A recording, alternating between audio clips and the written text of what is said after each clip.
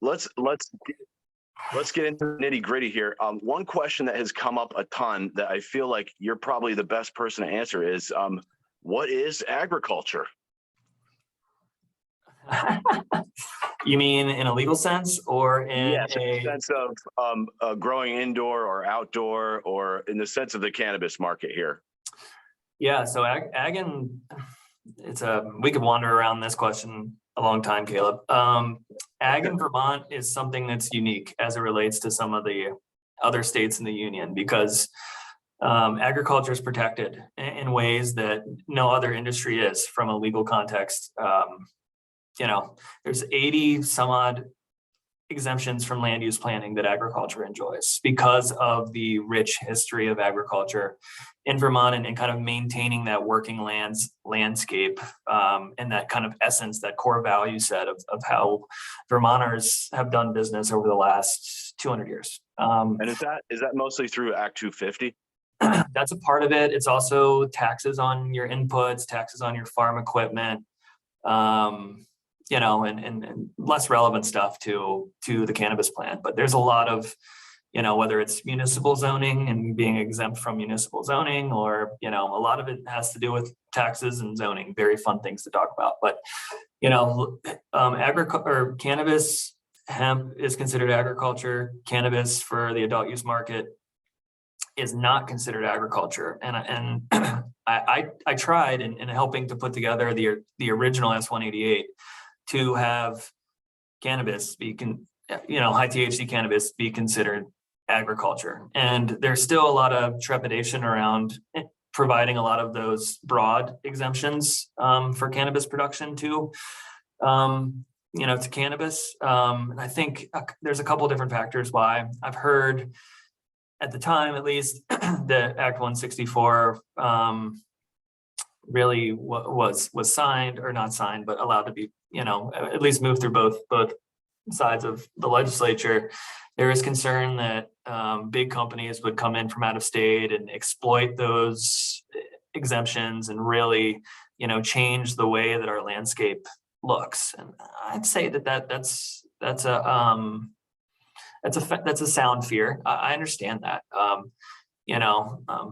our modeling only looks like we need 450 to 500,000 square feet of flowering canopy, which is 17-ish, approximately, don't hold me to it, acres total of cannabis production, both indoor and outdoor, large and small, to really satisfy the market that we think we're going to need. So when I tell people that, they're like, okay, that fear isn't really there. I think, and trying to push I tried to push small cultivators through first, because our statute does let us do certain things for small cultivators that we can't do for others. And I try to educate the legislature on this is good for small folks, both indoor and outdoor. I mean, they call it CAE, right? What does CAE stand for? I don't know. You got me there. Controlled ag environments, right? So like even indoor grows are referred to as agriculture. To me, I mean, it's a freaking plant coming out of the freaking ground. Sure, it looks like agriculture and it smells like agriculture to the legislature. It's right, not. So let me just interrupt you for a second. So if this was not federally illegal, it seems like it would fall squarely under agriculture. I think so. I mean, I would think that way. I mean, look at hemp. You know what I mean? So that's considered agriculture, but they only regulate. USDA only really looks at the cultivation of hemp, and once it's past that lab test under 0.3% THC, it's just out in the world. It's out in commerce. It's not regulated all the way to the point of sale like we're required to do. And even if there is federal legalization, I would imagine that the buck's not gonna stop once it's tested, right? So, but I would think that, yeah, I think, there's a couple different philosophies out there as it relates to policymaking. You see it with some of the federal pieces of cannabis legislation that are trying to move through at the federal level. It's, you either go for broke and want it all right now, and you want this big, beautiful vehicle that addresses every single issue, or you start, checking boxes slowly, like, death by 1,000 cuts type of mantra, right? So So like one of the things that we decided to do, I think, or at least I decided to do is the mantra, like, don't let perfect get in the way of progress. And so I think even though we couldn't get more cannabis grows to be considered agriculture at the legislative level, cracking that door, allowing small cultivators that are existing farmers, and that was language that was added by the Agency of Agriculture, that last part that I had many conversations with, and quite frankly, I'm not super happy with. I want it to be a little bit more broad for a couple of different reasons, and to be actually considered agriculture, not just have 4 or 5 enjoyments that agriculture enjoys, because the title of S188 is, I think, an act. I can't remember what it's called. I can't remember what the actual act name is now because it's so new, but I think it's called Regulating Cannabis as Farming. And it's super like that. It's super misleading. And that was because the Agency of Agriculture had concerns that folks would think, they can grow cannabis without a license next to their dairy farm. And if dairy inspectors are out and they're paid by the federal government, they've got to report any illegal activity they see. And there's just it was a bunch of reasons to water it down versus, we're going back to risk averseness, right? So, and we just had a difference of opinion on how risk averse we should be versus letting folks make their own business decisions. And every agency kind of values that a little differently. I wanted it to be agriculture because I was really trying hard to get a lot of our technical and business assistance providers in the ag space to really engage with cannabis growers and help them do business planning, help them with integrated pest management planning, help them with cultivation plans. Nobody has the bandwidth. Everybody has federal funding. If this was considered agriculture at the state level, though, their mission is to help agricultural businesses, and they would have been forced, I think, my legal perspective, to kind of engage more than they are. The only real service provider in the state that has really stepped up and answered the call is Efficiency Vermont. So I really got to continuously clap for them. They are. Yeah, I've heard they're doing lighting systems and helping people get grants for more efficient setups for their grows. They're the lone exception, I think, from folks willing to jump in with both feet. I had other service providers, and I'm not going to name any names, tell me, okay, we'll do it, but you need to go fight for funding for us, and all this stuff. And we have, as you saw in your conversations, there's so many different priorities that we were trying to address in S188 and other stuff that we didn't have the time to go fight for funding for anybody else. You know what I mean? So yeah, you guys are busy. Yeah. So it's complicated. You got to really compartmentalize your funding streams to make sure X person is getting paid by X funding stream in order to, make sure that in your auditing processes with the federal government that you're not, providing federal dollars to something that's federally illegal. It's if that gets descheduled, it makes everybody's lives easier. You know what I mean? So, but let me ask you this, because I asked Julie this, and she said this would be a question for Kyle. If I grow another plant inside, like a tomato or lettuce, is that considered agriculture? Yeah. Yeah. Okay.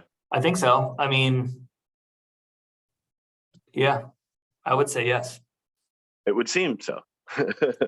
Anyway, and it gets back to some of the fears around how cannabis would change the working landscape. But it won't have the footprint that hemp even had, quite honestly, in terms of how many plants are being grown across the state. All right, cool. Let's move into some. I want to ask you about seed to sale tracking, because that's one that's come up a lot here. And I saw a story recently that they're going to allow clones to be sold and seeds.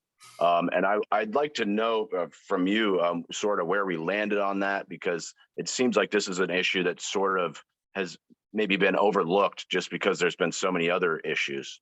Yeah. So are you talking about, so every state employs some type of seed to sale tracking. There's only a handful of vendors out there that do it. I can tell you one is something. Yeah. So typically, you start a plant, you attach an RFID tag to it, or like a collar to it, essentially, and that allows you to kind of track that plant to the point of retail sales. Are you talking about that? Or are you talking about the language in S188 that allows the cultivators to sell their clones and seeds to other, licensees, but only, retailers can really sell those products A little bit to of both. consumers? So I Little can of tell both. you, I can tell you that we haven't selected a vendor. I can tell you it's going to look a little different here than it does in other states, though. We have had a request for proposal out. I believe it closed. So there will be more information forthcoming on how our seed to sale tracking platform is going to integrate with our licensees sometime in the next couple weeks to month. I will say, I don't want to put the cart before the horse there. And the other issue, it's interesting to me, right? Because you asked me, where am I getting my genetics from? And I didn't want to tell you. So, we were asked to explore a nursery license. We said there should be a nursery license, or I don't know if we were asked. I think we told the legislature that we think that there should be a nursery license and a fee associated with it. And quite frankly, my perspective on why we pulled back on that is there was a lot of questions from the legislature on, okay, what does a nursery license mean? Can Guy's Farm and Yard sell clones then? Can Gardener Supply sell them? Can, the grocery store that sells certain plants outside of their, entryways sell them? Do folks need to be in an opt-in area because you're actually selling a plant like other retail establishments are required to? And you and I both know that if you chewed on that plant, you're not going to feel any psychoactive effect from it. But educating the legislature on a very short timeline, we thought if we kept,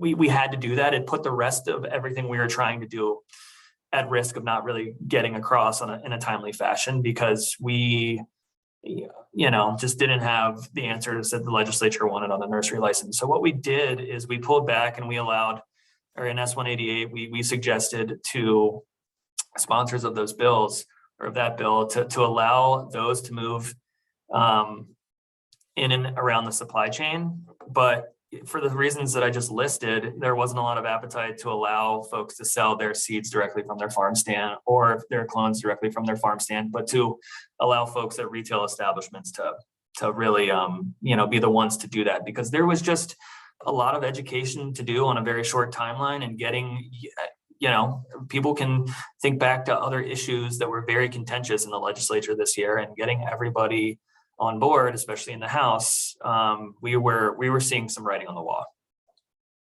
And so I've got a couple questions here from guys wondering about how they're going to get their clones to the market. How stringent you guys are going to be on enforcing, because this seems like a fairly new development, if I'm not mistaken.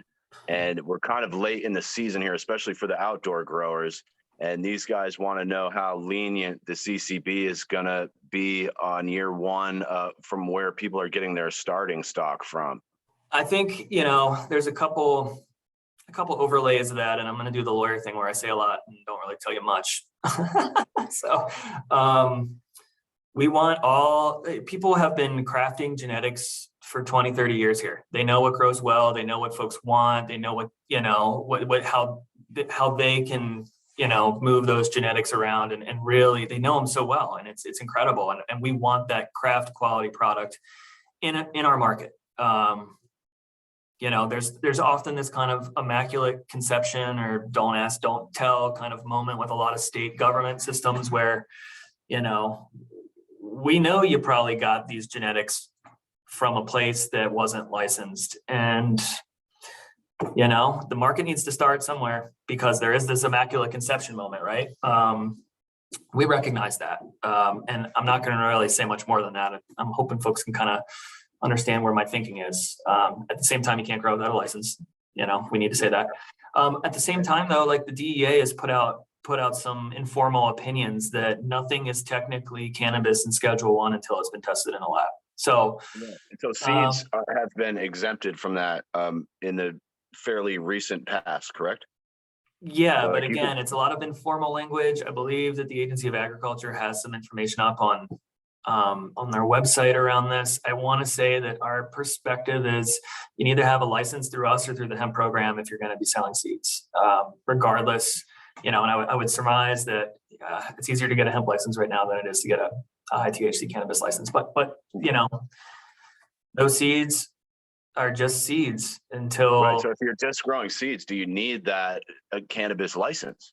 I would say that I would check in with your agency of agriculture. But I think the way that, and these are types of questions that we talk about as state regulators. You know what I mean?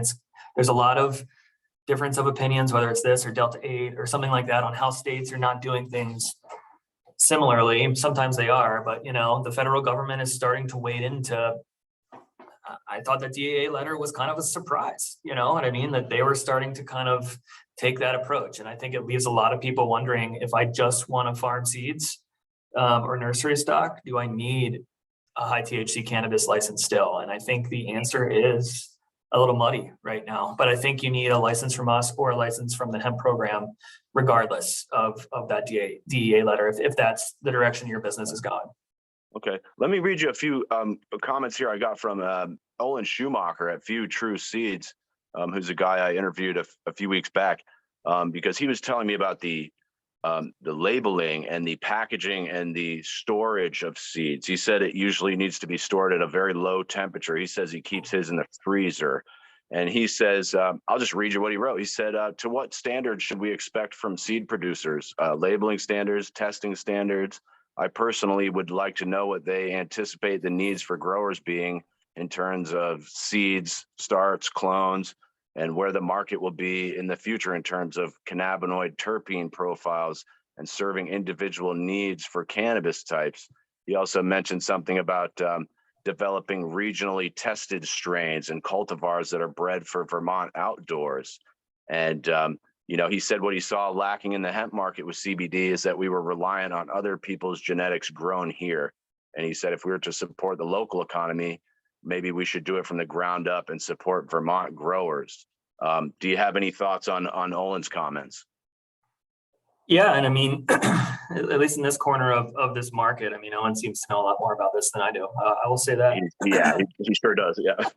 I would say, like, at least when I was working with the hemp team, I recognize to preserve, whether it's your CBD content or your THC content or your terpene profiles, or I guess, it's true with seeds and that quality too. You need to store them under certain conditions, right? And I remember touring at least one facility. It was an old Apple storage facility in Shoreham where a guy named Nataka White was looking to do CBD cold storage and really storing CBD for folks under similar conditions that Owen is referring to for flower that had been produced but not been sold yet.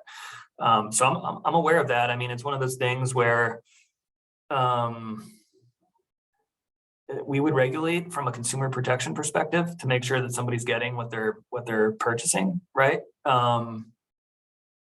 But and I'm not trying. Listen, Kyle, I'm not trying to get you guys to put extra rules in place here either. I was waiting. I was going to say, like, do you want me to regulate that? No. I but don't, I think but look, in the interest of somebody getting what they're buying, that's what I'm immediately most concerned with. You know what I mean? Because that's a huge issue. Right. Well, if you don't store a seed properly, and then Olin said, I believe 10 years would be the shelf life if a seed is stored properly. Yeah. I didn't ask him what it would be if you didn't store it properly, but I assume it would be less than that. I'd assume that it would be less than that, and I assume that the seed wouldn't perform as expected, depending on your grower profile, right? So, but I think I've got a lot of really cool things churning up in my head that I want to do with our program and really start to make it feel a little bit more like in some ways that Owen is referring to, and how we kind of, really take this to like a I don't want to say the word grassroots because that means something else, but you know what I mean? Really like build it from the ground up and create things that really look and feel like we value in Vermont, but I'm sort of like a craft brewery, Yeah. which is or like I heard around, from, and this isn't my idea. This is for folks watching. This was brought to me from a number of different people, but from a few people specifically, was like incorporating elements of terroir and like wine production, and like you drink wine and you're like, oh, this is from Oregon. You know what I mean? Like elements like that, and like, oh, this was grown in the Mad River Valley because it has this taste profile, it has this terpene profile, like, and that's honestly, I think, where the market, I would hope it goes. Some of that will be us setting a floor from a regulatory perspective, but I'm really looking to the folks that know this plant inside and out, and they know how to manipulate things in a way that will serve for those, for that craft market. At the same time, like, it's interesting to be in this position, right? Because I think if we're using beer as an analogy, like, there's folks that go in and buy the Bud Light Tall Boy, and that's all they want. They don't want spilled my coffee. Sorry. I get too excited. They don't want the Heady Topper or the Lawson's, right? They just want the Bud Light. They just want something that's there. They want something that's cheap and affordable. Other people have apps where they track and check in what beer they're drinking. And, I'm somewhere in the middle of that, I think, but like, recognizing the consumer,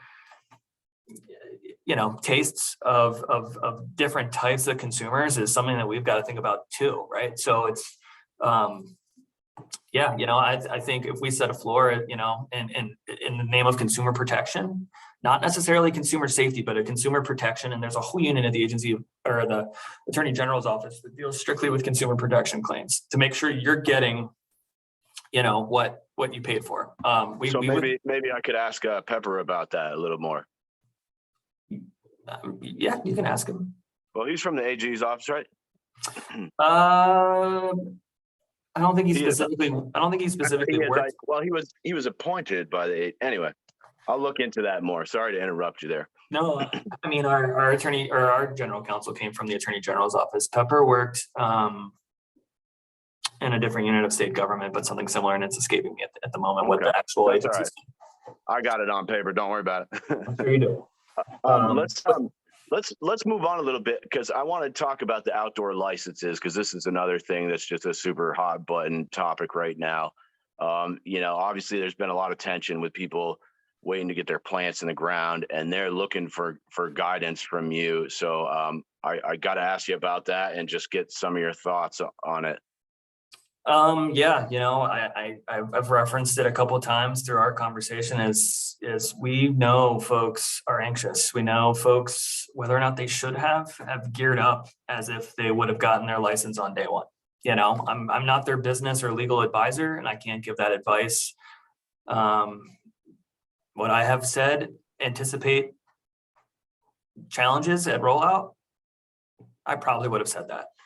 But we're working as diligently as we can. There's this, we want to give licenses to everybody, but we need to determine whether or not you've put forth an application that is complete and, meets the spirit of our regulations, and that you're suitable for licensure. And there's honestly been a scattershot of how put together an application is, right? So, and it's unfortunate because those are the people that I wanted to get business and technical assistance for. And I just haven't been able to really unlock that key. I will say, like, I know the spring equinox is next week. I know folks want to get plants in the ground. It's not lost on us. But we can't really just fundamentally move away from our processes in a way that jeopardizes the full market, because we have standard operating procedures on how we look at a license applicant. And if we start deviating from that, that's when we run into, litigation that potentially stops the whole program, right? So we've got to do things methodically. And so I would just ask folks to be patient with us. We get it. Sorry to interrupt you, but that's another thing that you mentioned with some of these unintended consequences, especially as it pertains to insurance and potential lawsuits from you guys not vetting people properly. Maybe you could dive into that a little bit more. I think it's always there. So for insurance, like folks are fighting us on that. Every business in the country, and rather in the state, like has insurance for their business, and I'm not worried. Me personally, we've gotten folks saying I don't need insurance because I'm just gonna dispose of my crops, whether I'm gonna till them under or burn them or something like that. I'm not worried about you disposing of crops because you are exiting the market. I'm worried about those contractual relationships that you've entered into to sell a certain amount of a certain product to somebody who doesn't get their product because you can't deliver, and then sues you, and then sues the state, and sues other folks because you can't compete or complete your contractual obligations. And so it's we've got to think. Are you still there?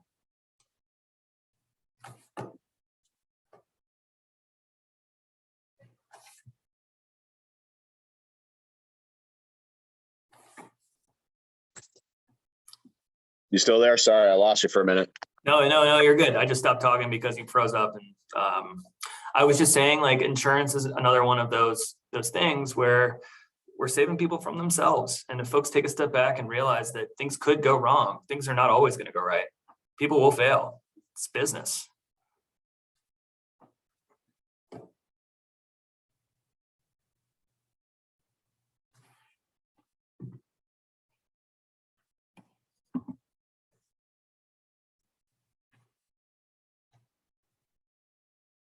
Back up. Okay.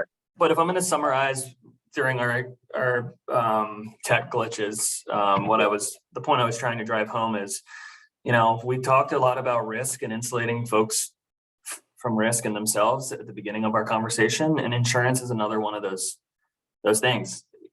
This is, at the end of the day, we can license you, but you may or may not be successful in this market.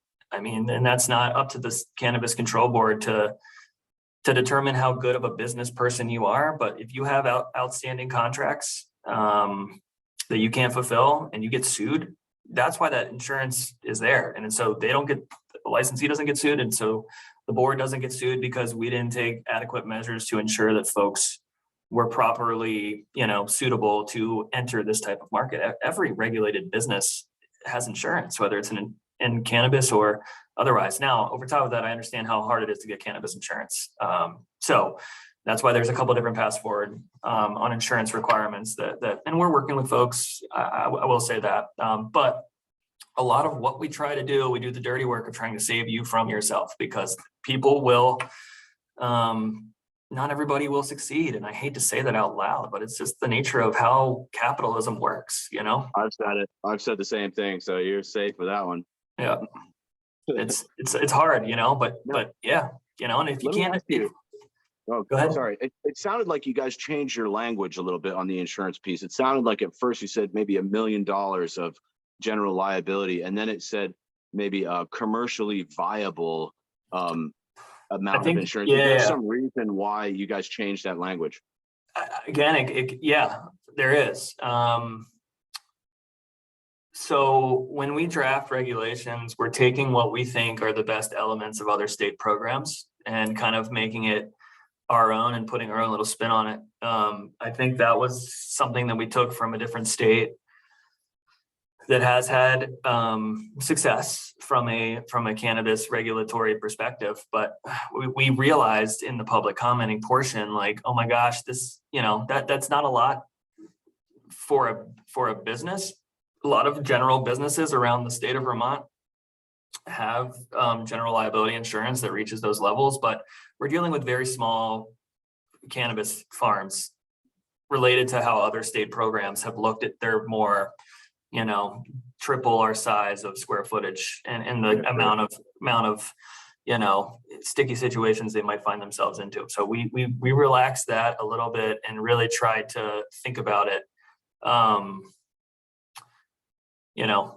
in a way that was a little bit more friendly for smaller businesses. But it really came down to recognizing that our market is going to be a lot tighter and a lot smaller than others.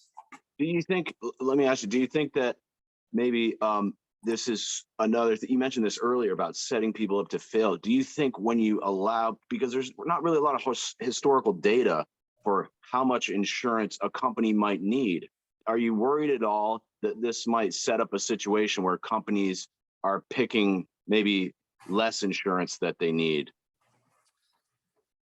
Yeah, I mean, and I'm not an expert on insurance. I Me won't hold neither. myself. I won't hold myself out to that. I think, you know, we talk to enough people, some folks that deal in the cannabis insurance space, and some folks, you know, that we're going to be looking to license and try to find a general set of language that really, I think, you know, made it feel like it fit their business and what they're trying to accomplish a little bit more generally. You could also, you know, hold money in escrow instead of working with an insurer. So there's a couple different paths forward. I don't know if we got it right. I think we did. But, you know, I think, you know, time will tell. And again, rules can be changed, right? So if we see that, you know, things aren't working and we need to kind of address some things come this fall or next year, then we'll take those administrative steps to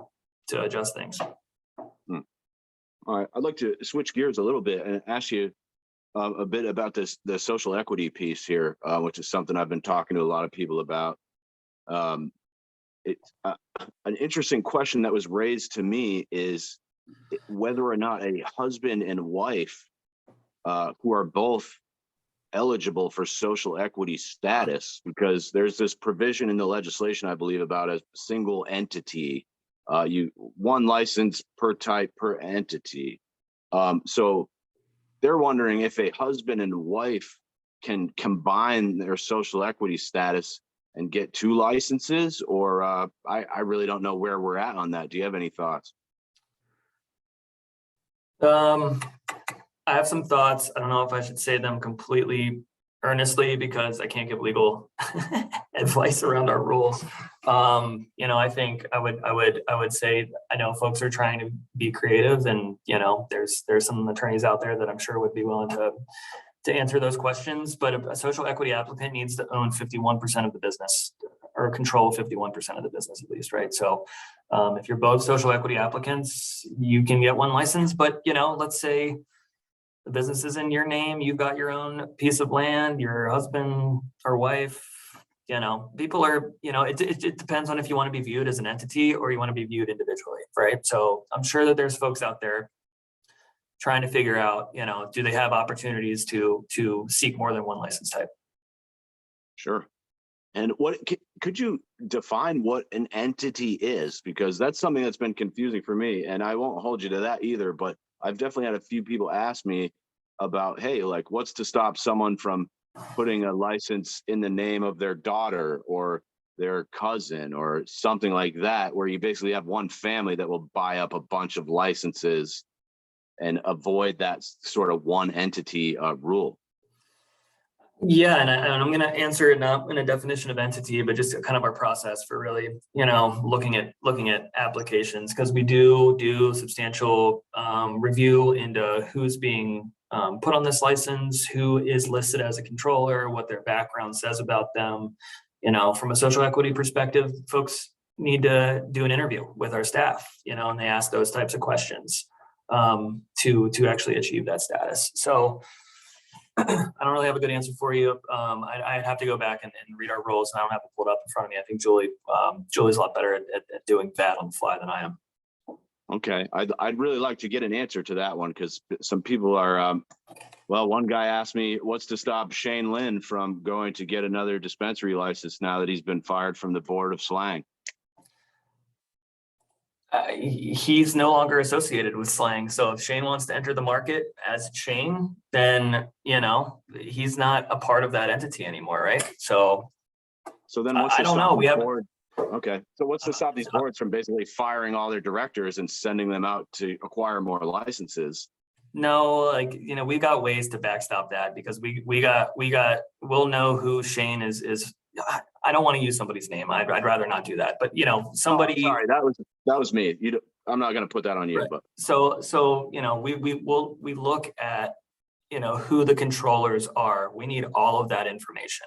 Everybody needs to go through background checks. And if we've got internal processes set up where if we feel that folks are looking to take an advantage like that, then, we deny them a license. And folks need to, renew their license yearly. We'll know how corporate structures are moving and how they're changing. Will there be people trying to game the system? Yes, but we're installing processes in place to really, ensure that doesn't happen. If somebody is working for a company and, whether or not they held, the person you referenced is still on the board of Slang and holds equity in that company, right? Or something along those lines. I really don't have He was his. just fired, but I know people like to attach themselves to that specific example, and I don't know enough about it personally I don't have the same, feelings that other folks in the community have, right? So I just got to look at it by compartmentalize my job and do my job. If he holds equity in that company, that's a different conversation. I don't know if he does or if he doesn't, right? So, but if he, it's all about tracing things back and really understanding how money to a specific business is flowing. So let me ask you this. This is another question I asked Julie. I asked her if companies have to list their investors, and she said they did. Do you know where I could find that information? I think when we get to a point where we're licensing, we're at a point in licensing where folks are small, right? And we're licensing very small operators, often which are controlled by one single person or a tight handful of folks. As we get to the point where we're starting to issue licenses that are a little bit more complicated, that have a lot of more of that money flowing in from a lot of different directions. That information will be, considered by us, but also, that all of as much information as we can put out into the public, we will. Now, are there certain circumstances where you might not have to list your investors?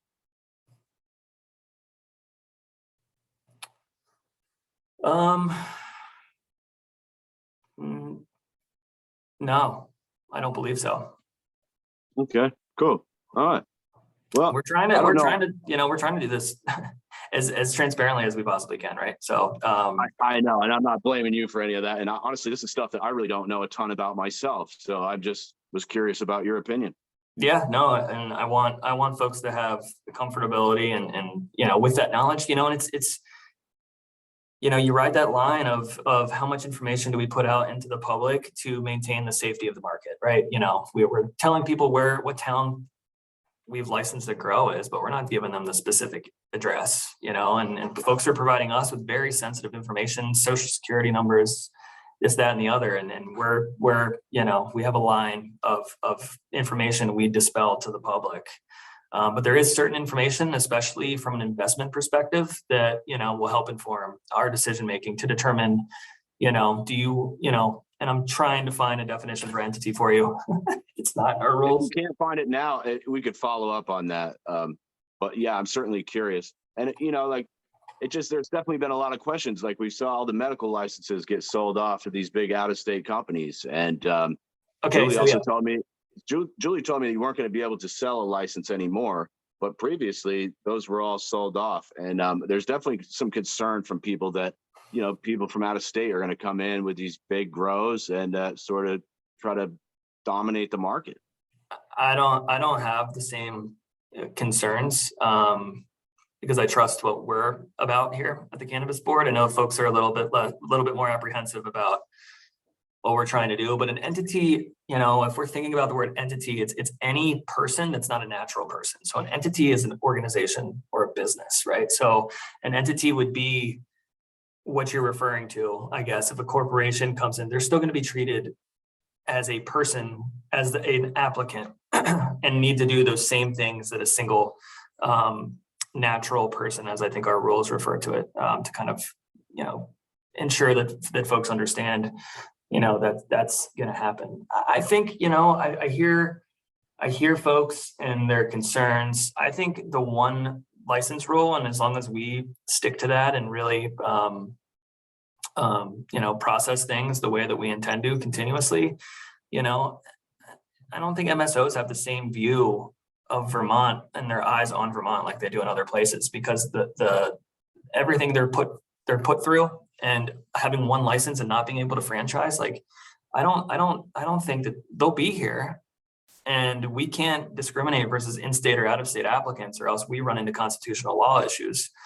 But I just, from a business perspective, from them making smart business decisions, I don't know if I agree with some of the trepidations that folks in the community feel. And that's my personal opinion. I think this is going to be about Vermont, and there will be out-of-state businesses here.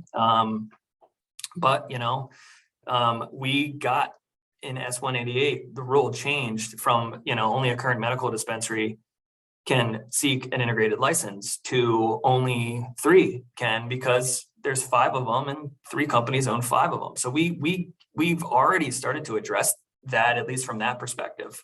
And so I want folks to know that, like, we're holding everybody accountable, but I think if I'm an MSO and I'm looking at Vermont and the Vermont market, and I see New York next door, and I see Connecticut, Rhode Island forming, and, am I really coming to Vermont and fighting the uphill battle? I don't know if I am. Right. So, and that's my take on it. Right. So I just think, I think it's a little overblown, but I certainly appreciate, the concerns that folks have. That's a great point you make too. It's something another gentleman mentioned to me was, these guys are coming from states with massive grows, and maybe they couldn't even make their footprint felt here in Vermont, since they're not allowing that scale of operation. I think we have micro licenses compared to other states, but I think, like, if they took a temp check on how folks feel about certain businesses, and I think, what's fascinating about Vermont and the way that we even hold our own companies to a certain standard, right? So, like, Ben & Jerry's getting sold to Unilever, a lot of folks were really upset about that. So, whether it's other states or other businesses coming into Vermont and trying to bring their corporate values here, or businesses getting so big in Vermont that it feels more corporate and less like what Vermont values. Like, I think if a company has any understanding of that in Vermont, then it might not be worth it from a public relations or a business perspective. And there will be some that come in and do it regardless, right? It's capitalism. But, if we take a step back and think more than just how we define entity, like, think about smart business decisions and whether or not, you're going to find success. I think the business mind needs to mirror what the regulatory mind thinks here too. Cool. Kyle, would you mind if we take 5 here and come back and talk a little bit about testing? Sure. That'd be fantastic. Cool. I'll pause it. All right. All right, Kyle, thanks for your time, man. I appreciate you opening up so much time for me here, man. For anyone watching this, my internet went out 5 minutes before this, and Kyle was kind enough to set this up on his own Zoom account and host the meeting for me. So I really appreciate that, Kyle. For this last little bit, I'd like to talk maybe about packaging and about testing. Let's start with the testing first, because I got some really good questions here. In terms of what we're doing, I'm really curious if there's going to be a standardized protocol for labs in Vermont, and how the state plans to coordinate that and oversee it. You mean from, like, certain accreditations that labs need to have? Sure, or like calibrating your equipment, or setting benchmarks for certain types of testing. Yeah, that's a good question. And it's not something necessarily that our rules address at the moment. I think, it's one of those kind of areas where there's a lot of really smart and good labs in the state. I mean, they don't necessarily are fully functional in the cannabis market, but like BIA in Colchester, they do food and allergen testing, and they've got incredible amounts of dollars spent into what they do there. We have a reference lab in Randolph, the Vail Lab, the Vermont Ag and Environmental Lab. So, that's kind of our reference point to see how a product tests under our state calibrations and certain devices for certain parameters, and to kind of understand how things are benchmarking out in the field, because we don't want folks to be able to venue shop from a lab perspective and really just find the one that's willing to award them the THC percentage or terpene profile or whatever the case may be, because they paid a certain amount of money. So, there's a couple different ways. We didn't want to like superimpose our judgment over certain accreditations that labs have. A lot of them are in the process of doing a lot of things. The hemp program started a lab accreditation process before we ever came onto the scene, and those labs were really working to achieve those standards through the hemp program. And the ones that are working their way through, we want them in our program, and we don't want to kind of make them go through two separate application processes to do so. So that's why some of the testing labs have already made it through. But we really looked at how the hemp program operates and lessons learned from the hemp program and how they, incorporate their work and their expertise from the Vail lab in Randolph. It's at Vermont Tech, by the way, if anybody's interested. They do all the ag and environmental testing, whether it's milk issues or water quality or whatever the case may be for the state. So not every state's fortunate to have a reference lab. So that's one thing that Vermont has that a lot of states don't. Now, so you said you're not a scientist, and to my knowledge, Julie and James are not scientists. How do you properly vet a testing lab when you're looking through applications? Do you have a consultant who's helping you with that or something? So again, like the ones that have really come forward have already been through the hemp gamut thus far. And so we really lean on that expertise to do that. But if we're talking about the parameters that we laid out, whether in our rules or in guidance, I didn't superimpose my judgment. I told you I was a history major and a classical civilizations minor, didn't I? I went to law school. So like, what do I know? So we had a testing lab as part of our advisory committee. We had a testing committee that made up of Kerry Jaguar, who is a chemist. He has jurisdiction over the Vail lab, and he runs the Public Health and Ag Resource Management Division at the Agency of Agriculture. And then another member of that committee was Kim Watson, who was the one who had expertise in lab testing. She helped set up all of Oregon's lab testing protocols and their sampling protocols and stuff like that. She works for an environmental group now doing testing related stuff. I'm not a scientist. She's on the advisory committee. Yes. She was appointed for having expertise in laboratory testing. So, and she's great. She knows her stuff. Again, she helped set up Oregon's testing regime. So we were lucky to have her. And so all of those parameters really came from Kerry and Kim and from comments of the public. We had one gentleman who is the lead scientist for a testing lab in, I think, Massachusetts, but used to run New Jersey's reference lab that would continuously show up at our meetings. And he does it in states just to kind of help provide broader context on certain issues, because scientists some are biologists, some are chemists, some are microbiologists. Like, you're dealing with all of these. And if there's any scientist watching, I hope I'm getting this right. There's so many different expertise areas that go into cannabis testing that, you really need to survey those specific expertises in order to make sure that you've got a testing regime that really holds some type of value from a consumer protection perspective.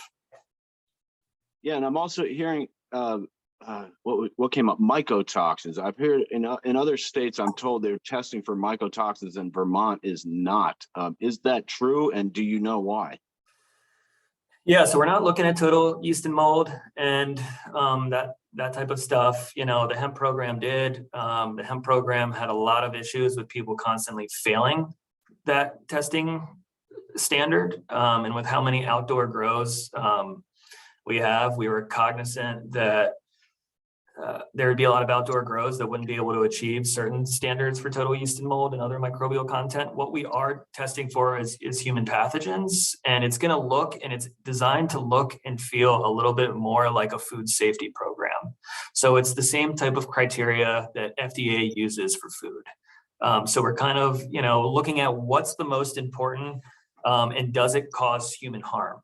That's really the path that we took, and it is a little bit different than some other states. But I've heard from a lot of small growers, including some of the advocacy organizations in the state, saying thank you for not including total yeast and mold or else small growers would be mooted out of the market because they'd never be able to meet certain testing standards. So we focused on what was the most important from a human health perspective, while recognizing that, if we got heavy-handed on certain areas and parameters of testing, that the outdoor market we're trying to incentivize here, regardless of whether or not you have a license now in September or August when you need to be tested, your crop might need to be turned into a concentrate and watered down to get under the 60% or whatever the case may be. But, you're not going to see the same value in your product that you might otherwise did. So we focused on human pathogens and making sure certain human pathogens that are the ones that are causing consternation from a human harm perspective in cannabis, we tested specifically for those. And I have heard that in other states, Massachusetts specifically was brought to my attention. I've heard that in Massachusetts, they've required to test for so many things that it's just become a cost that a lot of people don't want to pay. And so they're staying on the black market. Yeah, and we're cognizant of that, and we're juggling a lot of different priorities, whether it's incentivizing outdoor growers or maintaining public trust and public health. And so testing is really one of those areas where you can't really take too many risks because, bad products will put a stain on everything that everybody's trying to accomplish. But we think we're addressing it using the human pathogen route. And if I pull it up really quick, I can tell you specifically what we're testing for. And this is I saw the heavy metals and stuff, and I saw some of the pesticides. So yeah, but if we're thinking about human pathogens and this microbial content that you're referring to, staph bacteria, salmonella, aspergillus in a couple different forms, like that's what can really harm you from a human health perspective. And again, I'm not a scientist. I trust the folks that are helping me make the decisions. None of those can be detected. There's no action limit. It's non-detected. You know what I mean? For flour, for concentrates, for infused products. Yeah. But we're also testing for heavy metals. We're testing for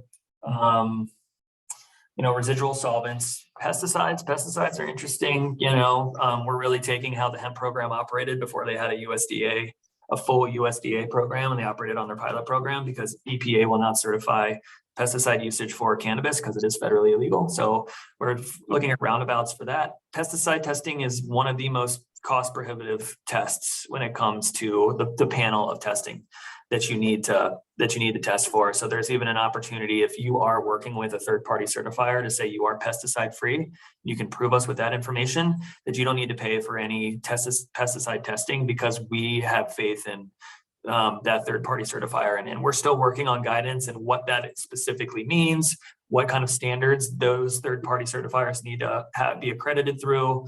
Because one thing we're really cautious about doing, and if I say it, maybe folks will start to pay attention. We don't like to hold out a specific company or a specific bank or a specific insurer. We don't want to give folks business coming from the Cannabis Control Board. So we look at what, more industry standards and help direct people to specific vendors, that way. We do have a moisture content requirement that's in our regulations because that tends to be more static. The concentrate limits are in rules because they're in statutes. Everything else is in guidance. And we did that intentionally because if there are issues, if we need to be more stringent or if we can be more relaxed, I can change guidance overnight. I can't change regulations overnight. So a lot of it is in guidance so we can be responsive to the industry if there are issues passing testing, or if there is an issue with yeast and mold that we can't ignore and we can't, whatever the case may be. And I'm not a scientist, full disclosure. We can be responsive and really change things. I want to say we have to provide some type of notice that that's going to happen. We can't change it and have it take effect overnight. So it's not like people will be surprised, but it provides us the flexibility to be more responsive to the industry versus something that's a long, arduous 8-month process to change rules. Well, I'm certainly, I'm going to ask this to someone else, but there's definitely been some mold issues at some of the dispensaries that I've heard pretty unequivocally. And it seems odd that would be left out of the testing, especially considering that the testing is now run by a former employee of one of those dispensaries. Testing is being run by a former employee. Gary Jaguar is in charge of the testing for the Agency of Ag. He used to work for CBD. So there's some questions about No, he regular. didn't. No, he didn't. He's been at Ag for 30 years. Okay. Maybe I'm mistaken. I'll have to double check that. I apologize if I misspoke there, but I'll skip that and come back to that later. He's been at the Agency of Ag, I think, since 93. Okay. I'll have to double check that. Maybe I got some bad info here. Yeah. I don't want to spread any dirt on anyone's name that's not coming. Kerry's a great guy and he knows his stuff. Okay. That's my opinion. Okay. I will say that. I apologize. Yeah, no, I think one of the other things S188 did that people, the concentrate issue is what folks attach themselves to in that piece of work, but there's so many other fascinating things that happen in that bit of legislation. One is current medical dispensaries need to have third-party testing now. They can't test their own products. So, whether it's, again, like we're focusing on from a food safety perspective, I don't know enough about those mold issues, how they were storing things, at what point was it tested? I don't have the full set of facts in front of me to really get to the bottom of why that was a specific issue. Can I say unequivocally that the medical dispensaries had no part in really, helping us with our testing regime? The answer is no, they didn't. We didn't hear from them at all. They did not raise a fuss at anything that we were doing, but they didn't influence us either. And as I said, some advocacy groups, which I won't name, were very thankful that we did not go in that specific direction because small farmers would be mooted out of the conversation through the testing regime. Okay. Well, I will make sure to double check that because I don't want to speak out of line.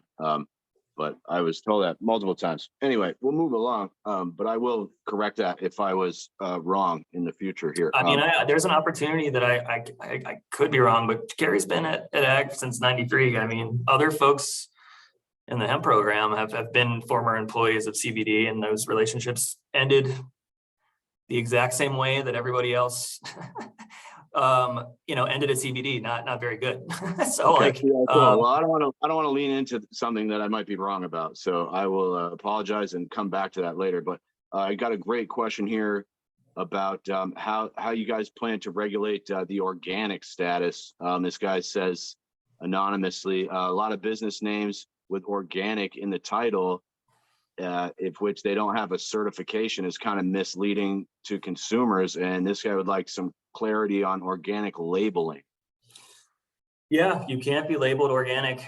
And you can't carry the organic label in cannabis because it's a federal program. And that word is kind of one of those words like sustainability that's co-opted. It means something a little bit different to everybody, but it does have federal status behind it. And so the FTC, I know, has sent, which is the Federal Trade Commission, has sent cease and desist letters to some larger operations out west that are holding themselves out in certain ways as organic and labeling, carrying the specific label of USDA organic on that label, even though they're not certified organic.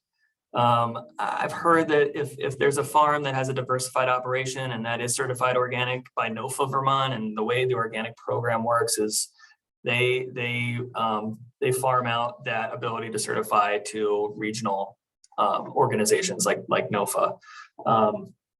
If let's say, Caleb, you're a vegetable farmer and you're certified organic through NOFA and you want to add this to your portfolio, you've got more of you've got a little bit more standing to kind of hold yourself out as organic. Does that mean that you carry an organic standard for your cannabis? No, but there's a way that you can kind of hold yourself out as organic. I think if folks have been listening to the licenses that we've awarded, organic is in the name. We've raised concerns.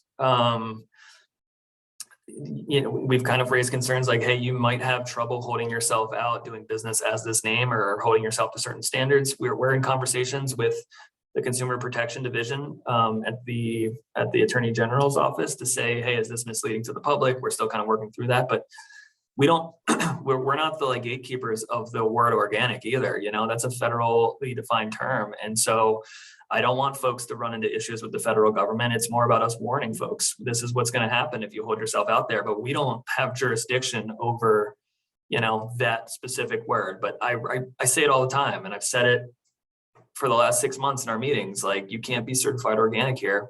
Folks need to recognize that. I understand that you're probably in good faith abiding by a lot of those practices that make up the organic standard, but you're not certified organic, and that word does mean something. Right, but could you put that in the title of your business, even if you don't have the certification? We have licensed people with that word in their business, and we've warned them you could run into serious issues in running afoul of state and federal law, depending on how you hold your business out as organic. Sure, that could fall under maybe some false advertising kind of I would laws. again say consumer protection, because you're thinking about the consumer and them misunderstanding what they're purchasing. So again, we're in talks to say that the Attorney General's office, who handles all the consumer protection issues for the state, not the Cannabis Control Board. Okay.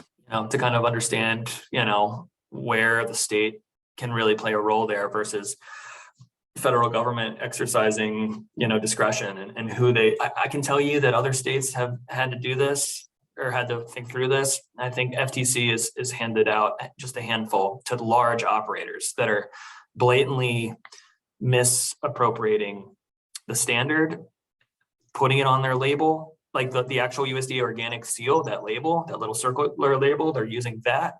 And so it's kind of one of those things, like, do they own the word or do they own the label? And it's a little convoluted, but we're aware that it's an issue. Okay, cool.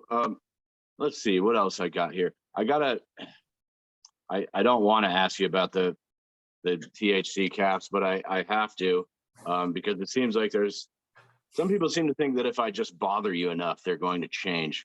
Could you maybe explain where the caps came from and what it would take to change them?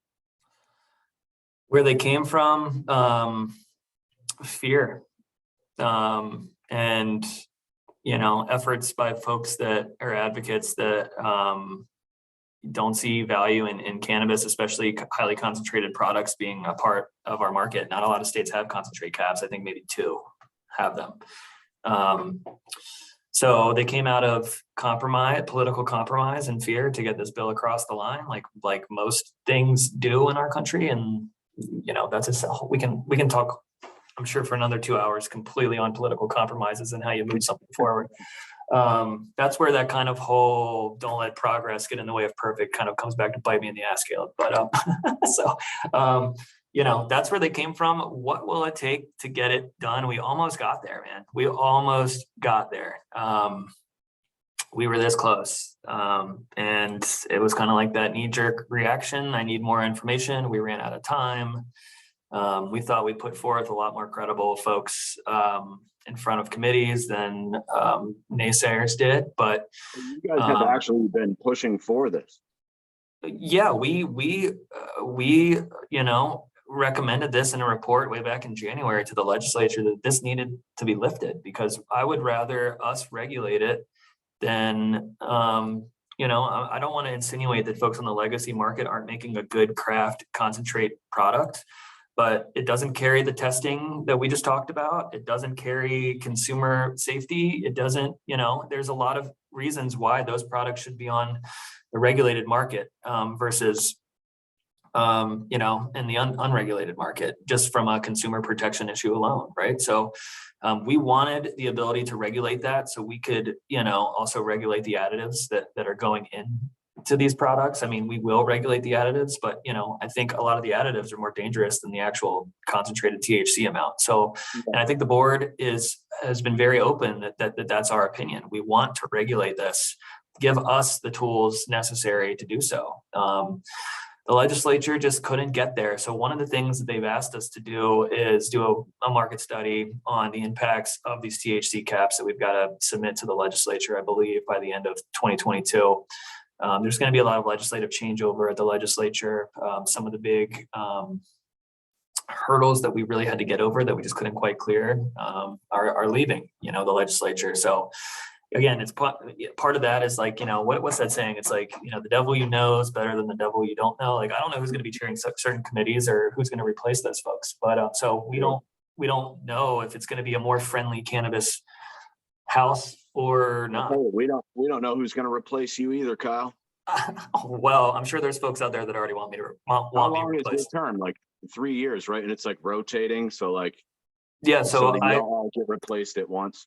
So the way they did it initially was to start out, each board member one got a 3-year term, one got a 2-year term, and one got a 1-year term. And so Pepper, as the chair, got a 3-year term automatically. Julie got the 2-year term, and I got the 1-year term. So I was up for reappointment in February, and I got a full 3-year term. So I at least Cool. so I think fortunately they wanted continuity before we even they didn't want changeover before they didn't even roll out the market, but so yeah, I have a full 3-year term.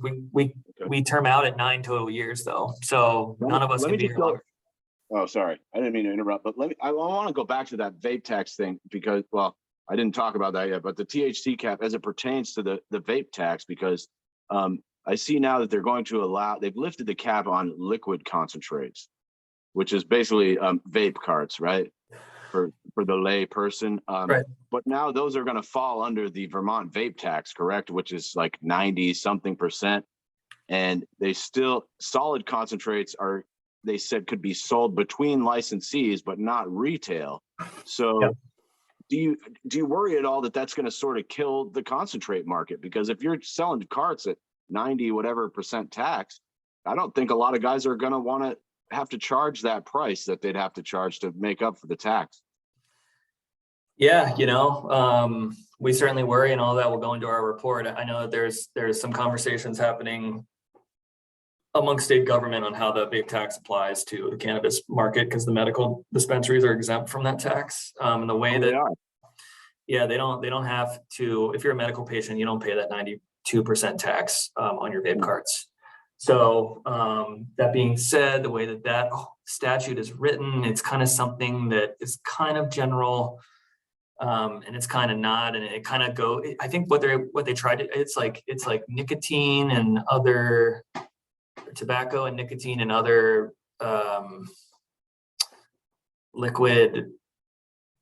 Yeah, I don't remember the language either. Yeah, but it's so general. It's like the derivative language. It's like so general. You could say that cannabis is captured there. You could say that cannabis is not captured there. So, we're kind of waiting for some guidance as a board to inform folks whether or not the vape tax,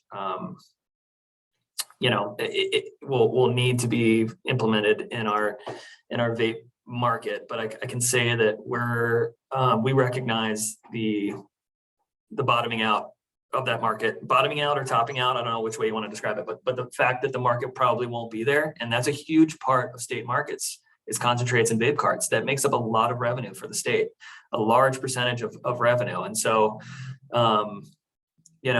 will certain other state agency partners right now see and hear us loud and clear? I don't know, but it's one of those things where things evolve, and we're one of the things I've been telling folks and who want us to go and do a lot of things, like, one, we only really make policy recommendations as it relates to health and public safety and the continuity of the market. So we need to be careful with how we advocate as a board, but also we're the new kids on the block, man. Like if it's us versus Dr. Levine, who's the legislature really going to pay attention to right now? Not us. We haven't demonstrated success yet. So it's kind of like just knowing when and where we can really be impactful, while recognizing that we still need to put together a successful body of work for folks to kind of take us at more than face value, Fair, man. Yeah, that's something I certainly worry about, you mentioned the thing about the tax, the medical dispensaries are exempt from the taxes, of the vape tax. And I had a question about the 280E stuff, because I've had retailers tell me, and Tim Fair also told me, that any like plant touching business will not be allowed to deduct their costs under the 280E tax code. And I was wondering if the medical dispensaries were exempt from that, or if you knew. I quite honestly don't know the answer to your second part of your question. I can say we know that that's an issue. It's part of the safe banking, insurance, that whole tangled web of how this is treated by the federal government makes things a lot more challenging. But I'm hopeful. I have heard rumblings of the Safe Banking Act has some life to it, which would help everybody get banking more clearly and help folks take better advantages of certain tax write-offs that they can from an accounting perspective. So, we can't live forever in this limbo as an industry. It's at a very pressing point right now, and we're on the precipice of something different. And I think, it's unfortunate, but it's a certain way. I don't know, the vape tax for medical dispensaries. I mean, the dispensaries aren't collecting any of that tax money. That's going to like after school communities. Like that's just more for medical patients than that choose to go to a dispensary and purchase those products. So they don't, because they buy it tax free. So it's just kind of signaling that, even if it's tax-free for every other excise, local option, whatever you want, sales tax, whatever you want to call it, you're not still going to pay the vape tax. But I mean, the vape tax was intended for jewels and, even the vapes that don't have any nicotine in it, but they're still vaporizers. You know what I mean? So, yeah, I remember the whole argument over the jewels. Yeah. Yeah. So, but the way that they wrote that language, it's kind of open to, I think, legal interpretation as to whether or not it applies to cannabis products. Did they do that intentionally or not? I don't know. I got to tell you, I hate to cut you off. And that's sort of one of the things that bothers me is that the language is so vague, sort of, that it could capture a number of things. I mean, I didn't write it. So, I didn't write it. I don't know. I haven't spent enough time on that issue to know kind of all the history and watching all the conference committee language to see kind of how they arrived at some type of compromise on taxing vapes but their intent wasn't to stifle the cannabis vaporizer market prospectively 5-10 years down the road, or 3 to 5 years down the road. But there's unintended consequences of legislatures or legislative language and how general or specific things are all the time. It's not unique to Vermont. It's just a nature of the beast type of thing. Yeah. Hey, all right. Well, look, I got a few more for you, Kyle. This has been fantastic. I want to ask you, this is a couple questions I asked Julie that I'd like to throw at you as well. One of that, are you worried that all of these rules and regulations might keep people on the black market? And two, are you worried that with all these applications rolling in, we might see a repeat of the hemp market crash a few years back? If I'm thinking about the rules and regulations that we put forward and whether or not, folks on the illicit market will get buy-in from them. What I'll say is what I said to you in a previous conversation is I never expected to get 100% buy-in. I think I would be naive to think that. I think 15 to 20% wouldn't entertain the thought at all. I suspect 30 to 40% are excited no matter what the market looked like. And it's that middle, I'm not good at math, middle. It was like 40 or something. 40%. Yeah. That's who we're really trying to capture. And I don't like the word capture even because it sounds pejorative, you know what I mean? But that's who we're really trying to get buy-in from. And the process that we undertook with listening to the legacy market, to the Growers Association, to, this, that, and the other, to kind of, help folks understand, and those folks being us, the needs of small business. And we don't want other states, Pepper said this on Wednesday, other states have replaced the legacy market with big business. It's frankly easier to do that. It frankly is. I mean, they got power, they got attorneys and business planners, and they can provide you a crystal clear application that makes it pretty easy to get through as a regulator, right? They're probably also friends with a lot of those legacy guys, Yeah, well, but we didn't do that. We want everybody into our market. We don't have license caps. We don't have scoring criteria. We don't have any of these things. We want folks to be a part of this. Will they be a part of it? I don't know. But if you survey, Caleb, regulations across the country, if you want to be a cannabis business, there is fewer places for smaller businesses with fewer access to resources where you're set up to succeed, like Vermont. And I know that that's weird for people to hear because they see everything that they got to do for us, but it's other states, you need to be a qualified investor, meaning you have a net worth over $1 million. You know what I mean? So Yeah, I'm serious. So like, you need to be worth over $1 million. So like, we Tim don't have Fair any. said the same thing. Tim Fair said that the regulations here are actually quite light compared to other states. We're putting a lot of faith in not being controlling and not being overly burdensome from a reporting perspective. We don't even have fencing requirements for small cultivators. And my definition of a fence is like a cattle fence or like a temporary fence. Like these are not fences that are 8 feet high with barbed wire that make it look like you're doing something illegal. You know what I mean? So like we have requirements that need to be in place for the safety and not being prioritized by the federal government. But wherever we could listen to folks, we did. So am I worried? Man, I hope folks kind of can understand that context. I know that I can't reach everybody with that kind of language because right now people are in the red, they're spending money, they're not seeing any of the benefits. Maybe over time, like as people become successful, we'll get buy-in from those legacy growers that never in a million years thought that they'd enter the market, right? But time will tell. I don't know. I'm confident still in the plan we've got in place. To your second question about the prices is bottoming out like the CBD market has, where CBD per pound is like $4 to $12 per pound, right? It's absolutely insane. Oregon experienced some of these issues at the very onset of their program.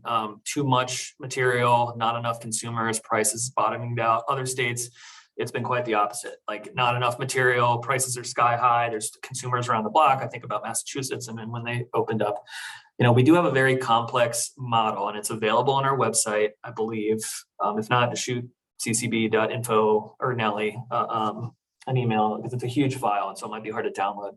We've got this huge complex model where we're taking so many different tourism factors, whether tourism means just somebody who lives in Lebanon driving across the border to White River Junction and buying something, or coming up here for a ski weekend, or to look at leaves, or go to the lake, whatever, you know, from as far away as like Maryland, something like that.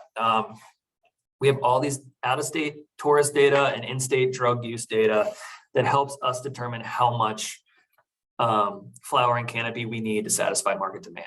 So we've got a supply and demand model. We know how much we're licensing from a square footage perspective. And when we start getting, we're also taking in a margin for error because not every flower or every plant that we license is going to be successful. There will be some that just don't make it by forces of nature, right? So we've got margins of safety. We know what we need to satisfy the market, and that really helps prevent oversupply, undersupply, and having prices bottoming out. But a lot of it also gets back to trust in the community. If folks want to try and invert incredible amounts of products and try and skirt our seed to sale tracking information, they're going to try and bottom out the market and just sink it because they don't believe in a regulated market. And so a lot of our fail safes from seed to sale tracking and how folks are inverting versus just a immaculate conception genetics perspective. But are you inverting flowered plants already? That's something that we're going to be looking at, you know, and trying to make sure that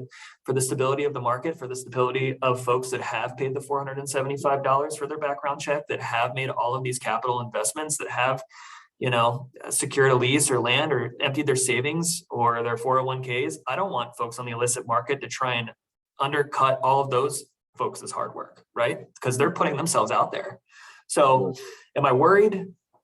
I think we have a good plan in place to prevent. I mean, I don't think the market could ever get that low. But if I look at like Oregon, like look at the prices they got per pound, I think it might shock you. Or at least an ounce was like way under $100, something like that. Like yeah, I saw that grams were going for $3 or $4. Yeah. So it's insane. And I don't want folks to lose. We talked about insurance. We talked about this is capitalism. I used to work in a highly consolidated industry where 6 players control all of the corn oil in the whole country. And I can see the trappings of that not coming here, but I'll also know them when I see them. And I don't want this market to look like that. None of us do. So a lot of what we're trying to do is protect people from themselves, but protect people that are whether it's through reporting folks for doing wrongdoings and naysayers, or folks on the illicit market that want to just laugh in our faces for whatever reason the case may be, because they just don't think a regulated market belongs in Vermont, and it undercuts their ability to their livelihoods. You know, it's I got complicated. to tell you, I don't want to shit on all of those guys either, because I feel like some of those folks are just folks that just straight up cannot afford all of Sure. the things that are required to enter this market. People that really want, and I've seen some people that are entering this market that I think are completely overextended, who are For going maybe foolishly kind of diving into this. So I don't want to say that they just think you guys are idiots or something. Some of them, I think, just really cannot afford this. Well, folks are more than willing or happy to think I'm an idiot. I hope they think I'm a little bit smarter than that. But you know, what good's that going to do me at the end of the day? But we do know that there's barriers to entry, right? And I'm hopeful as we kind of get past this initial year one phase where we're laying the foundation, and we can start to identify the folks that are those incubators that really want to help folks like you're referring to kind of enter the market. You know, we allow co-location, we allow co-ops, we allow all these different tools that, you know, it's on us to help folks understand that there is tools at their disposal. Co-location, can you tell me what that means, please? Let's say I own a warehouse and I'm only going to go for 200 or 2,500 square feet. And you're like, I don't have a location. I can't afford security. I can't afford a rent. You also want to do 2,500 square feet in that same building. We allow that. And we allow you to pull your resources. So you don't need your own little cameras on your plants. And I need my own little cameras on my plants. But, you know, we allow stuff like that to happen. So, you know. Could you do a grow out back of a dispensary in the same building? I don't know. I mean, like, all right, I got you on one, Kyle. Well, like, it's one of those where I want to make sure that I think enough about it so I don't give you a wrong answer. I mean, like, get back to me if you don't have a solid answer. I don't want you to have to step out of line here. No, I think, and I'm just thinking, you said dispensary, and can I grow out back of a dispensary? Or like, could I make edibles and then have a dispensary, or, you know, something like that? Well, if we take the edible game, like, I come from the ag world. I used to help, you know, draft language for like things like the Mad River Food Hub, all these shared kitchen spaces. I want that kind of culture that Vermont's good at to be present here. I want folks to pull their resources and really have their own license, but be able, because a lot of this equipment's super expensive. Like, we know that, yeah, you know, so like, yeah, I mean, like, if I have a warehouse and you want to grow outdoors out back and I have the location, you know, there's an opportunity to do that. I would say we would work with folks to kind of ensure that, you know, it's not one span number, which is how the tax department looks at how you pay your taxes per license necessarily. It's the same person and the same license type potentially. But if I have a building and you want to partner with me, but you have your own business and we're just two dudes rocking cannabis in the same building with two different licenses, that's allowed. So there is pathways, but we need more. Well, once we get a little bit beyond licensure and we can start providing guidance and sessions and folks different ways to reach people, like the data-driven fact that not everybody reads, right? So like, a lot of our stuff is in writing, and there's a lot of words to read. So how else can we reach people? You know what I mean? So there's a lot of educating that we got to do. It didn't stop when we started licensing, but it's on pause till we kind of find some air and can continue to help folks that want to be part of this market, whether it's here or in the ancillary businesses that will stand up around this market, and maybe they can find a way in there. You know what I mean? If delivery does get legalized next session, maybe that's. And to be fair to some of those people, not everybody has the time to read all this stuff. I didn't say that. I didn't mean that condescendingly. It didn't sound rude, but it is a lot to take in. And I've been doing this personally for the last 6 months, and I'm still learning new things every day. And, you know, for someone who doesn't have the time necessarily to stay on top of it, it's nearly impossible. Although I have met other guys who say, hey, maybe you should make the time because this stuff is important. It's, you know, it's so I understand both sides of the argument there. It's a balance, and apologies if that came off condescending. It was trying to be like a tongue-in-cheek joke. People are different learners, right? People are visual learners. People are auditory learners. People like to read, you know. It's one of the most challenging parts of our job is like, no matter how simple I try to make something, it's challenging to meet people where they're at. You know, I rewrote all the local food regulations at the Agency of Ag right before I left.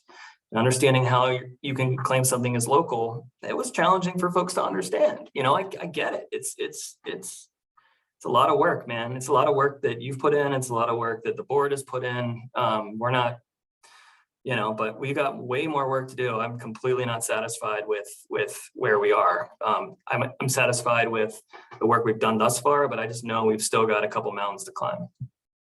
I got two questions left. One is about gun rights. I got to ask you about this, and I know this is something obviously that's out of your hands, but a lot of guys have hit me up to ask anonymously.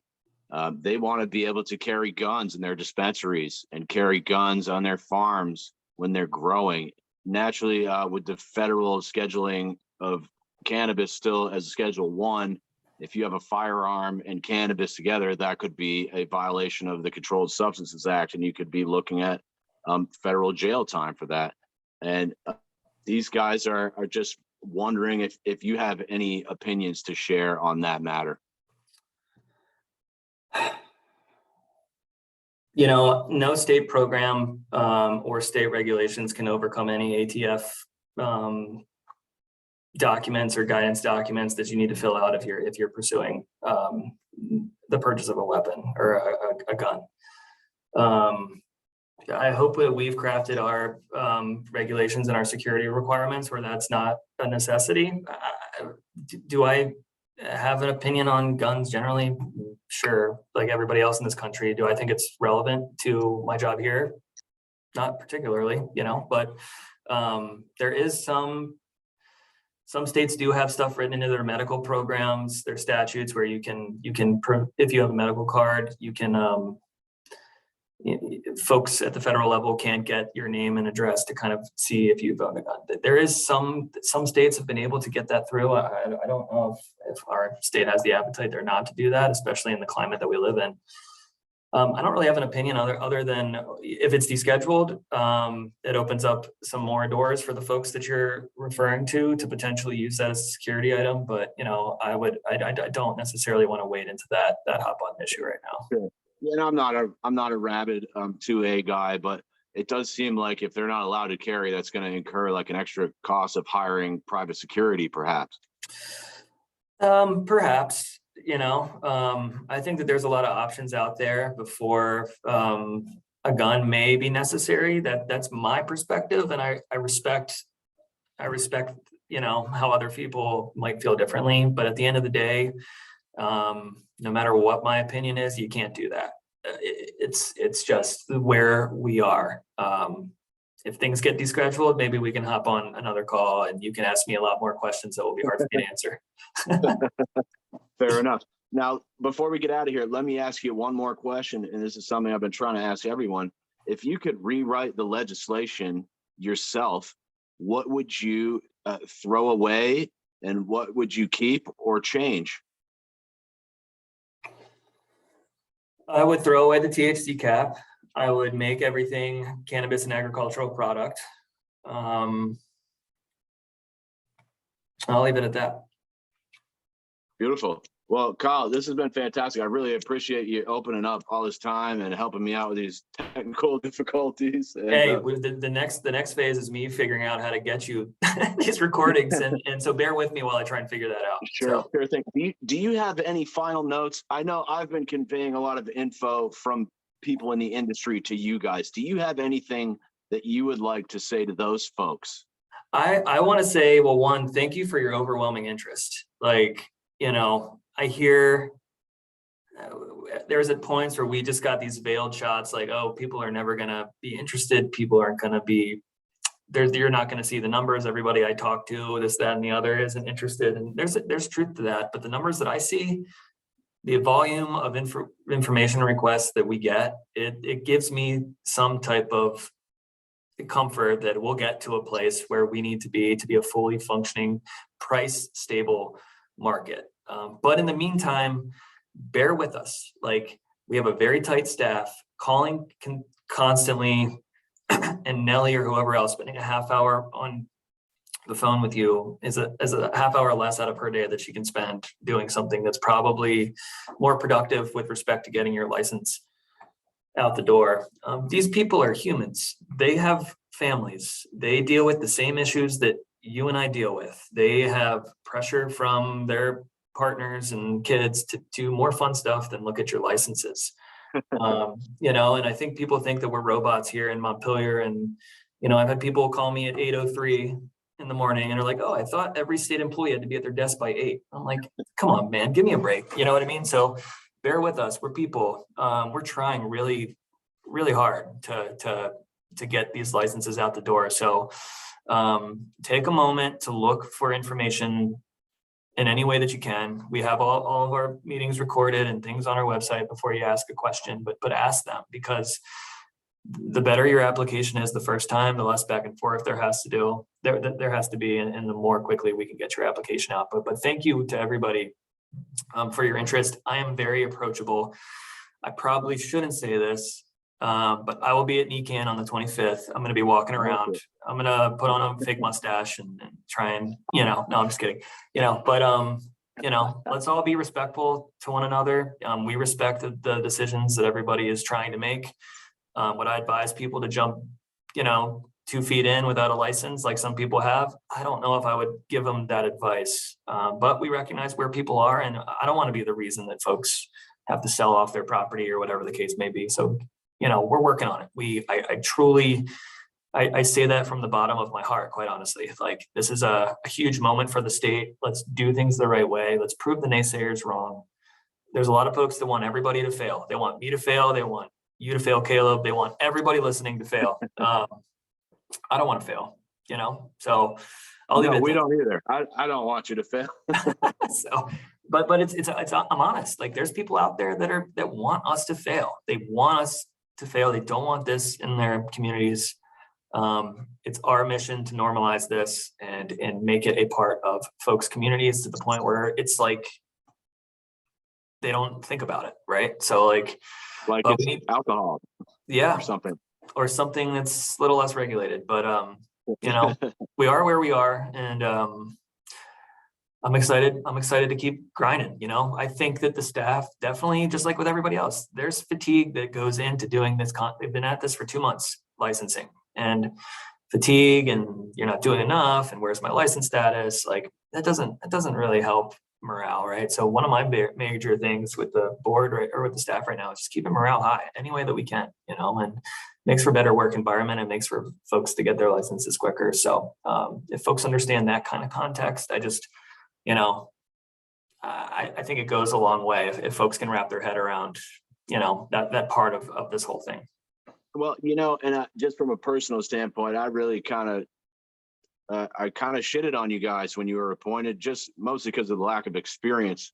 I actually highlighted you because you had experience with corn. So I was like, oh, at least we got someone with agriculture experience. But just from watching the board meetings and watching how you've handled all the public comments, I do have to say, it certainly appears that you guys are doing your best to work with what was dumped in your lap. And I certainly appreciate all your hard work. And I know most of the applicants out there that I've spoken with do as well. Yeah, well, I appreciate that. And again, like I said at the beginning, I know that we were new on the scene. People were kind of like having a what the fuck probably moment. Like, who are these people? I've never heard of them. Why do I need to, but if I were to give Governor Scott credit, I think he created a team that does, like, Julie, James and I complement each other well. None of us want this to fail. We all have a similar vision. And there could be somebody on the board that wanted this to fail, like other states have, you know what I mean? And so I think if folks can think about, things could be worse. It's a weird way to think about it right now, but it could be worse. Could always be worse. Right. So, Kyle, before we go, tell me what kind of books you got on your bookshelf there. I love asking people about this. What do you got back there?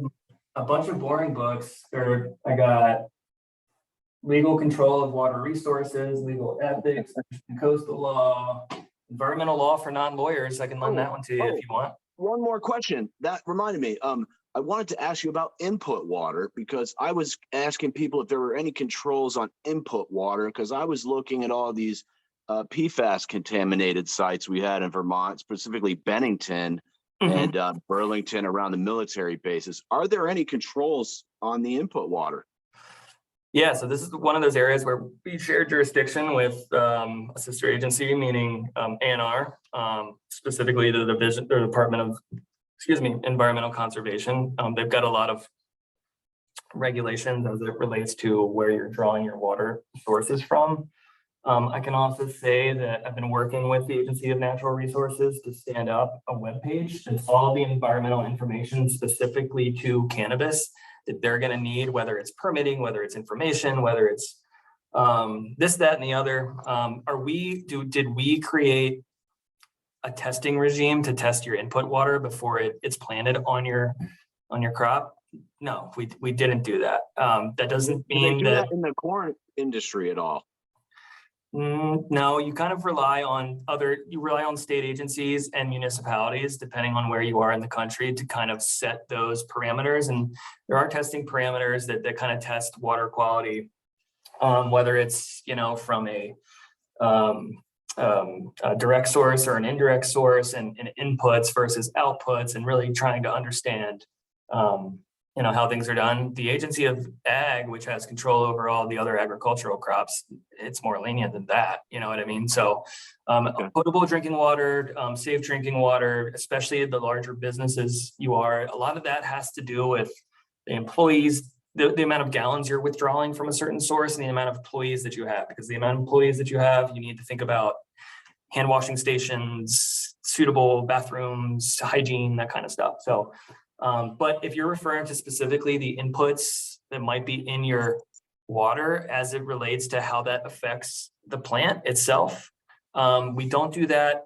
We are hoping that the testing regime post hoc or after you've sampled will lend us to understand exactly if we see something that's popping up constantly and it's reacting in the cannabis plant like it doesn't in other vegetables and stuff. They might carry certifications, but they're not tested like cannabis is, right? So if we see certain things, we can have conversations with other state agency partners. But I will plug ANR. They will have a webpage dedicated strictly to cannabis and all of the environmental, whether it's should you seek a permit, do I need a permit, air quality, odor control, water issues, waste issues. They're launching a whole webpage dedicated strictly to what their world is in this. And just given my background, I've kind of been the board person, kind of making sure I trust in, their guidance is often a little heavy handed. And I'm like, I don't want this for small cultivators. You know what I mean? So it's kind of like that back and forth of finding a good balance between,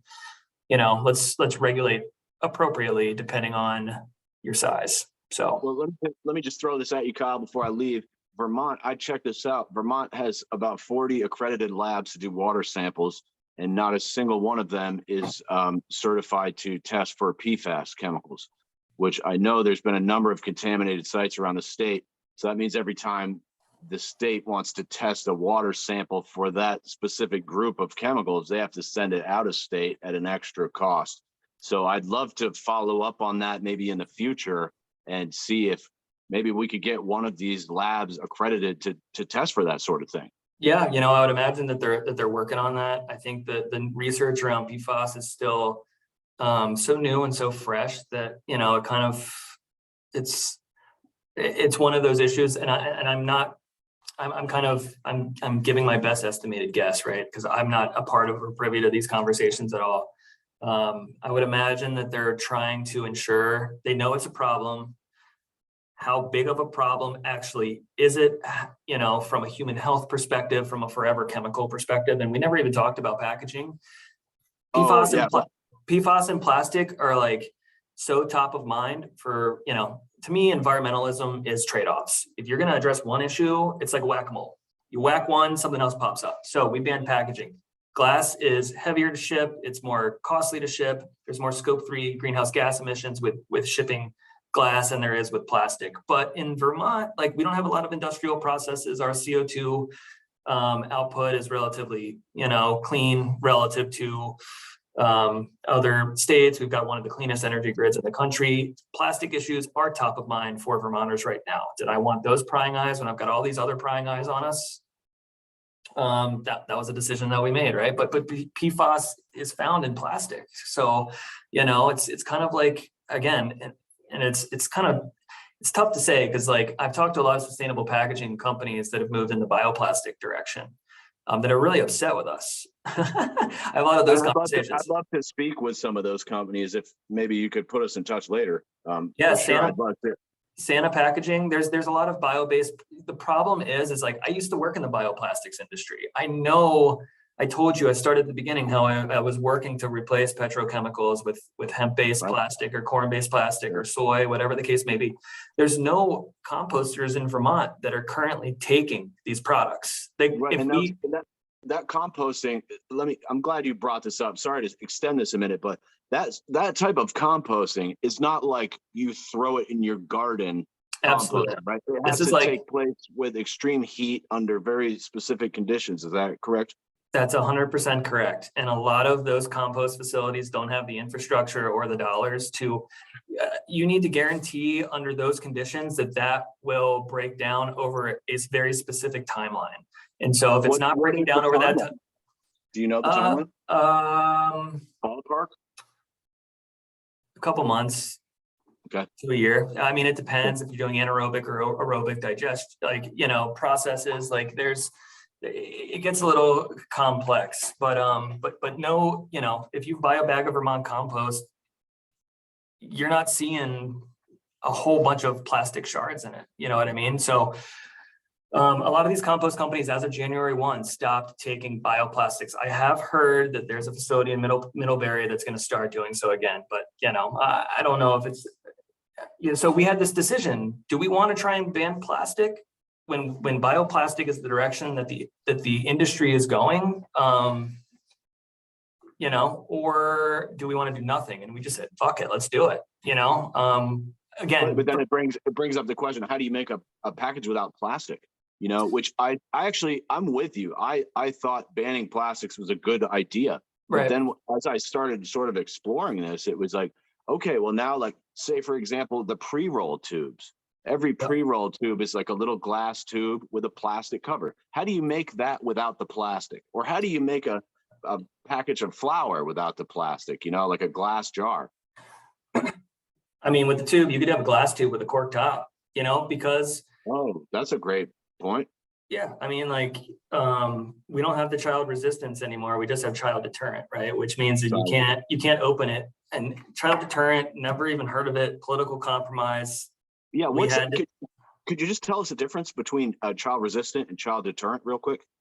Child resistance means, I think our actual, let me, hold on, I'll pull up our guidance because we define both. Sure. Thanks for staying late, Kyle, man. I appreciate you, man. I can't believe it's 1:30. The packaging, and I forgot I was totally going to ask you about that. Okay, so child resistance packaging means packaging that is designed or constructed to be significantly difficult for children under 5 years of age to open or obtain a toxic or harmful amount of the substance in the container within a reasonable time, and not difficult for normal adults to open properly, but does not mean packaging that all children under 5 years of age cannot open or obtain a toxic or harmful amount of the substance in the container within a reasonable time. Child deterrent packaging means tear-resistant packaging that can be sealed in a manner that would deter children under 5 from easily accessing the contents. So, and what seems interesting is that a lot of that Mylar packaging is very hard to get into, and it seems to fit those child-resistant guidelines. However, it doesn't fit with the packaging. And then when you get to the glass stuff, like the jars, like you could just unscrew those. Some of them I've seen. I mean, some of them you got to squeeze a little bit like a medicine top, but it seems tricky to kind of find the balance there. It's written to find a balance. I mean, child deterrent, folks are figuring out ways to package cannabis in cardboard, or tin. There's different. I think what we're doing is at least getting folks to think about alternatives than the easy packaging, but that costs more money. We understand that, but it's a cost benefit to everything, right? So macro versus micro, and how we can kind of look to shift. I talked to New York about this when I was at that regulators conference, and they were like, "You're doing that?" And we were like, "Yeah." And we're like, "If we do it, it's an idea.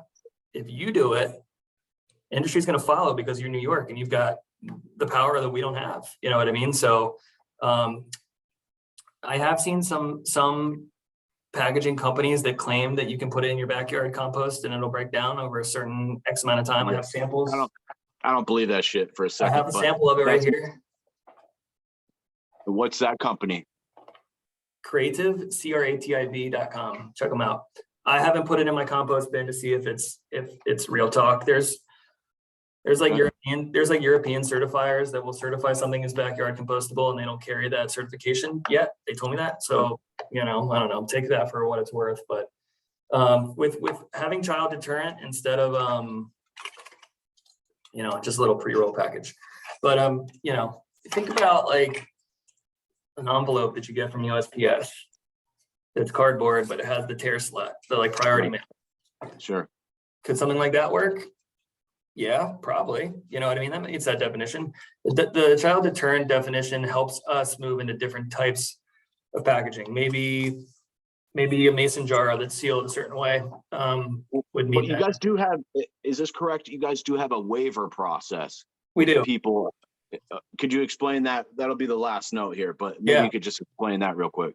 So we understand whether it's lead time, supply chain issues, inability to find packaging, because again, I've had packaging companies call me and say, hey, we don't think you're crazy. We like the direction you're going, but industry isn't ready for this right now. And it's not the direction we've taken our business. And I said, hey, I love your package in my state, but we don't have anybody to take it. It's bioplastic. It's going to end up in the landfill regardless. And those don't break down in the landfill. We talked about that, at least the way that they hold them out to do so. We have a waiver process. It's on our website. It's going to ask you some basic questions. There are some more kind of essay-based questions that are designed to help folks think critically about not contributing to our plastic use issues. We've got some of the strongest single-use plastic laws in the country. And now, I understand that cost cannot be the only factor. Correct. Is that correct? Yeah. Yeah. I mean, I know that this is challenging for folks, right? But there's some decisions that we've just decided to make through, this wasn't squeaked in last minute. This was something that we told people we were thinking about doing. There are other factors that folks can check and tell us, hey, this is my inability to meet this. Will this packaging suffice? And we want to see de minimis plastic. Maybe you need it for shelf life stability. Maybe you need it because you have a little plastic thing around your pop top that you need to kind of make sure that, from a quality perspective, it works. Or if we're talking about concentrates or infused products, they still need to be child resistant. So maybe you can't find, suitable packaging. We ask for the brand, we ask for the model number so we can do some research ourselves. We ask if it's reclaimed ocean plastic or bioplastic can be recycled. There are polymers in the bioplastic world that are not compostable, they're recyclable. And if they're recyclable, we provide an opportunity for you to present those specific. I've seen the ocean reclaim stuff too, which I don't want to encourage people to keep putting plastic in the ocean because now we're recycling it or something. But I do think that's kind of a cool idea. Yeah, I think it's cool too. It was just hard for us to draw a specific line because composting companies won't take bioplastic, and it's funny because like I'm talking to these companies and they're like, hey, you didn't think you'd be defending plastic today, did you?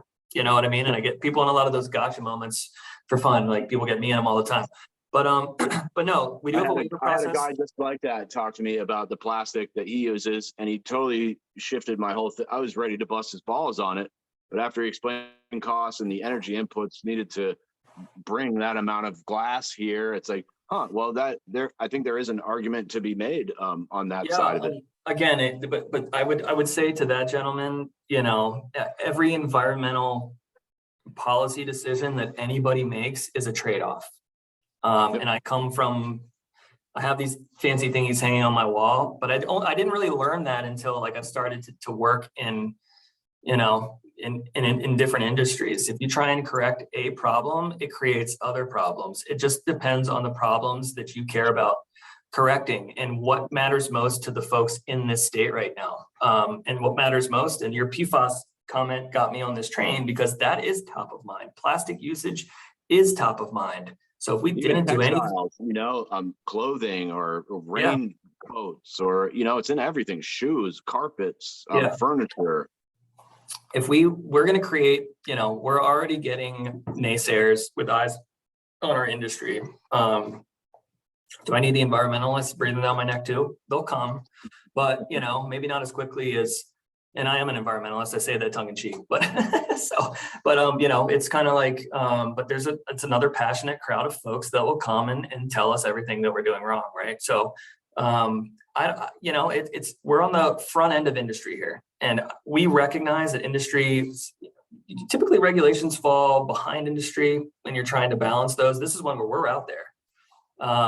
The cool thing about the waiver, though, is if somebody does submit a waiver and they get approved, that package is available to the whole industry, not just to the person making the request. So we'll list what we waive. We'll list that on our website, that brand and model number, that nobody else needs to go through the waiver process. That is available to the entire industry. So, and we're not looking to be heavy-handed. We're just looking to shift the needle. You know what I mean? So, and if federal dollars flow into Vermont into compost facilities, and they've got the infrastructure to upgrade and take these bioplastics, fabulous. You know what I mean? Yeah, that would be nice. It'd be nice to see something like that.